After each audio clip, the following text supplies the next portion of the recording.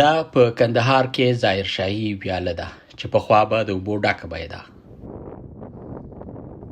د ملګرو ملتونو د خوراک او کروندې څانګه FAO وايي چې په افغانستان کې د روانې وچکالۍ له وجې په کلیوالو سیمو کې زیاتره کروندګر او شپانه خپل کار روزګار پرېږدي او نورو سیمو ته کډې کوي. کروندګر وايي د اوبو د نشتوالي له وجې د ډېرو مشکلاتو سره مخ دي.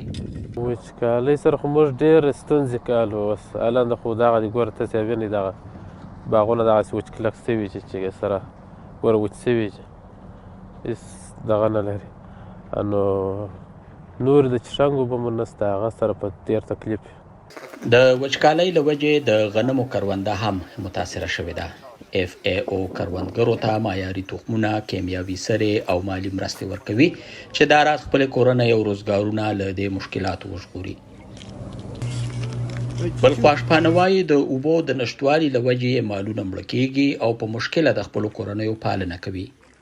د دغه وچکالۍ له لاسه صاحبه موږ دا څاروي له لاسه ورکړي دي، ډنګرې دي، نفقه یې نه لرو، شیدې نه لري، یو شی نه لري، هېڅ شی له موږ سره نشته. وچکالۍ زبزبلي یو، خوراکه یې نه لرو، پر مځکه شی نشته، تاسې یې وینئ.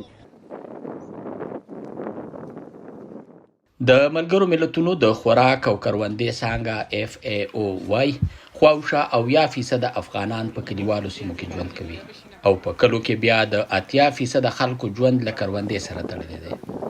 افغانستان کې د FAO د چارواکو په وینا د دوی روانې مرستې به تر 1.3 میلیونو خلکو ورسیږي، خو د روان کال تر پای به نږدې 30 میلیونه افغانان خوراک ته اړتیا لري او په دې لړ کې د ممکنه بشري ناورین مخنیوي لپاره ملګرو ملتونو له نړیوالو د $200 میلیونه غوښتنه کړې ده.